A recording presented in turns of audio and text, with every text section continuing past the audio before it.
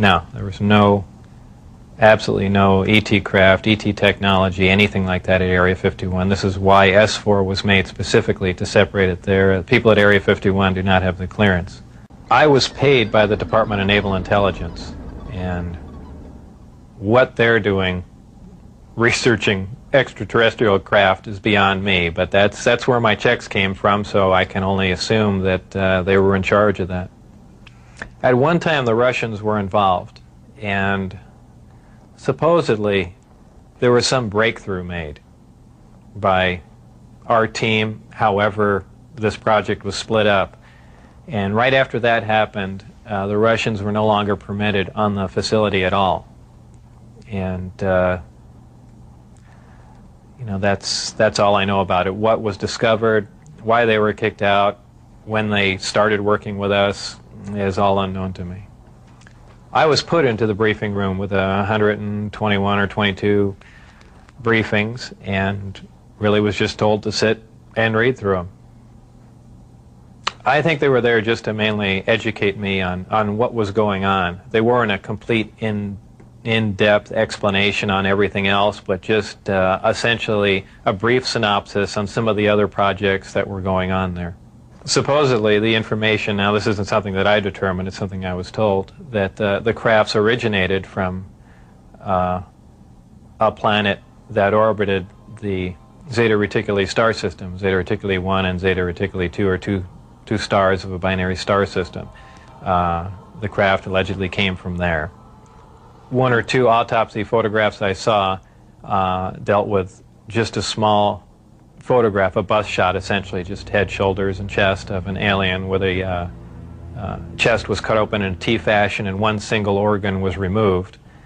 The organ itself in the other picture was cut and vivisectioned essentially, showing the different chambers in there. This was totally unrelated to anything I was doing, but from that photograph it looked like what you see in UFO lore as the typical gray. So how tall it was from what I could see, I couldn't tell because I only saw a portion of the photograph, but if everything else you see is correct, I would imagine it was 3.5 or 4 feet tall. But there again, all I had to see was a photograph, and I didn't have much to go on. Allegedly, this interaction has occurred since man was a simian creature, and there were genetic alterations made.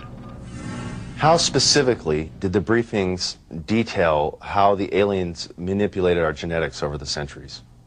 It mentioned 65 or 63 corrections or additions to the genetic makeup that finally resulted in a human creature.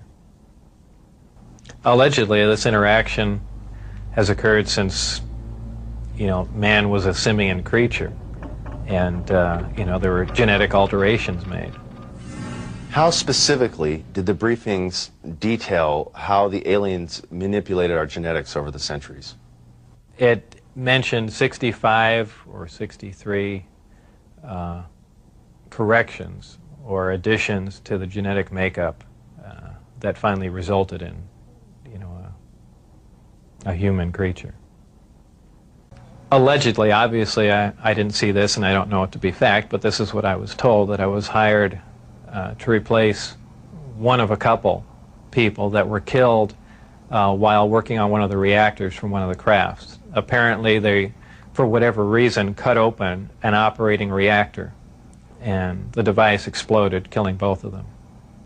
The scientists that were killed there, allegedly the detonation from the explosion was fairly large. It would have rivaled a small tactical nuke. So it was done at the Nevada test site, and it was to be passed off as an unannounced nuclear test. Again, this is a story that was relayed to me, and allegedly what happened in '79, there was some sort of information exchange going on where there were actual live aliens at the facility, and at one particular point there was an area where some security personnel went to enter. And apparently, because of not the sidearms, but the bullets in the sidearms, from what I understand, if they would have entered the area, the bullets would have detonated.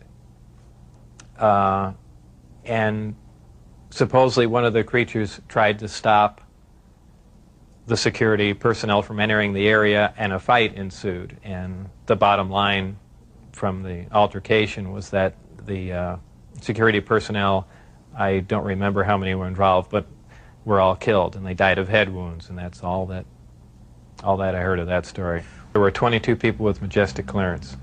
I had majestic clearance. Majestic clearance was designated as clearance 38 levels above Q clearance, and Q clearance is the civilian top secret clearance. It probably really hit me when I got inside the craft and looked around and began to understand how the craft was operated, and finally grasped the whole project as a whole, as what we were doing, the fact that we weren't building this thing, we were trying to find out how it was made. We were back engineering it. Normally the bus pulled around to the opposite end of the facility, which was the main entrance, and that's where we went in. On this particular occasion, it pulled up to one of the hangar doors, which were normally closed, and the last one was open. We came out, and I saw the disc in the hangar. Upon seeing it, it struck me that, well, this explains all the UFO sightings. Not thinking that it was an extraterrestrial craft, that this must have been some advanced form of fighter that we've been working on for years, and people have just caught it being tested, so on and so forth. And it never even occurred to me, even though I was looking at an extraterrestrial vehicle, that this wasn't man-made.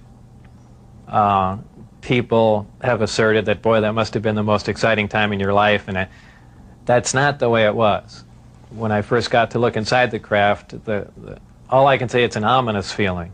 You walk in there, and it feels as if you shouldn't be there. I know that sounds kind of corny, but it's a real ominous feeling. It's not an exciting feeling. It brings up a whole lot of questions in your mind. Well, where did this come from? And you know that they won't give you the answers to the whole story, but it's that's the only way I can describe it. There are 9, and their shapes vary. I only got to do a close inspection on one of them. The others I just briefly saw, and they pretty much varied. I give everything nicknames there. The one I worked on was kind of sleek looking, and I gave it the name the Sport Model. There was one that looked like a Jello mold. There was one that looked like a top hat. There was a disc that was turned up on its side, and it had a large projectile hole with the metal bent outwards on it. I can only surmise they were testing it to see if a projectile could penetrate it. Of course, it's just a guess on my part. But for the most part, they were pretty varied. I only entered the Sport Model. The other ones I wasn't allowed to loiter around, to go near, really even to look at. I just, at one point, walking through the hangar doors, all the bay doors between all the hangars were open, and I got a glimpse all the way down, the whole corridor, but that was the only time it was ever open. The lower level of the craft, the floor itself is hexagonal, little hexagonal squares, and the hatch, or if you want to call it a hatch, the access way to get in there, is an ingenious little assembly. It's a honeycomb structure, and if you put your fingers in one end of the honeycomb and push, all the honeycombs will collapse in on each other, making a hole. It's kind of a neat doorway, something that we could, use. I don't know what for, but I mean, it's something that I haven't seen before, and it's kind of a novel idea, but a very efficient, lightweight, very strong access way.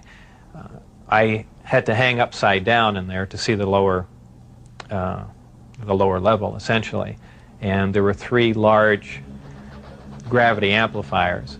These devices looked like about a 2-foot diameter, 4-foot long piece of pipe hanging by a smaller piece of pipe from the level above, and they can be independently positioned, and that's what emits the gravitational waves that propel the craft.